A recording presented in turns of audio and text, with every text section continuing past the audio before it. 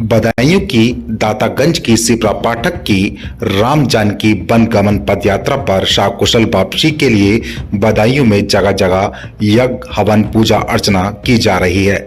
इस समय अयोध्या से रामेश्वरम तक अपनी राम जानकी वन गमन पद यात्रा के माध्यम से जनपद बदायूं का नाम भारत में रोशन करने वाली सिपरा पाठक की चर्चा चारों तरफ हो रही है।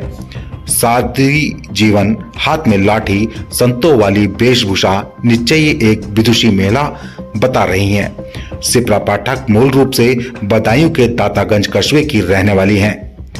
सिपरा पाठक के नाम से ही दातागंज कस्बे पूरे भारत में करवाने वाली वाटर वुमेन सिपरा पाठक की कुशलता के लिए तथा राम जानकी वन गमन पदयात्रा की कुशलता वापसी के लिए उनके गृह जनपद और गृह क्षेत्र दातागंज के विभिन्न ग्रामों में भागवत कथा और हवन पूजा अर्चन किया जा रहा है।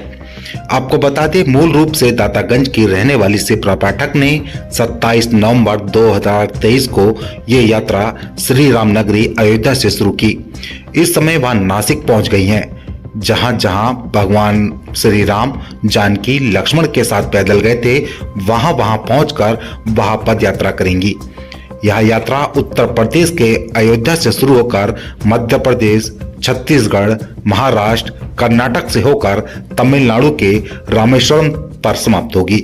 सिपरा पाठक की यह राम जानकी वन गमन पद यात्रा अयोध्या से शुरू होकर रामेश्वरम पर समाप्त होगी। इस समय वह नासिक पहुंच गई हैं। जंगलों से होते हुए जहां जहां जाती हैं, वहां स्थानीय लोग उनसे मिलने, उनके दर्शन करने तथा उनका स्वागत करने पहुंच जाते हैं। इससे पहले वह मां नर्मदा और गोमती की परिक्रमा कर चुकी हैं, जहां से उन्हें वाटर वुमेन की उपाधि मिली। यह उपाधि उन्हें इसलिए भी मिली है क्योंकि उन्होंने जल संरक्षण का बीड़ा उठाया है तथा पर्यावरण के प्रति प्रेम दिखाते हुए उन्होंने 1 करोड़ पेड़ लगाने का भी संकल्प लिया है। सिपरा पाठक दातागंज के डॉक्टर शैलेश पाठक की पुत्री हैं, जो विशेषकर समाज सेवी हैं। उन्होंने कोरोना के समय समाज सेवा में जरूरतमंदों राहगीरों की सेवा कर एक विशेष रिकॉर्ड बनाया था।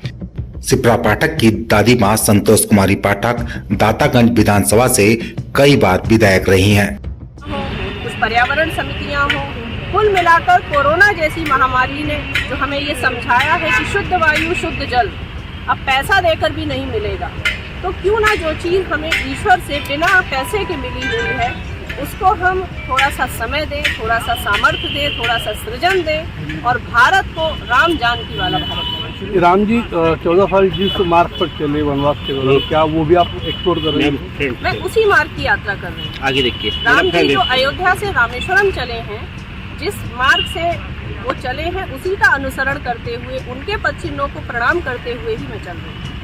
बिल्कुल, वहाँ की आभा मंडल ये दिखाती है कि अगर राम जानकी ने कोई स्थान चयनित किया है अपने वनवास में रहने को, तो वो स्थान अद्भुत है। अगर हम आपसे भी बात करें तो महाराष्ट्र के सबसे निकट एक स्थान रामटेक है।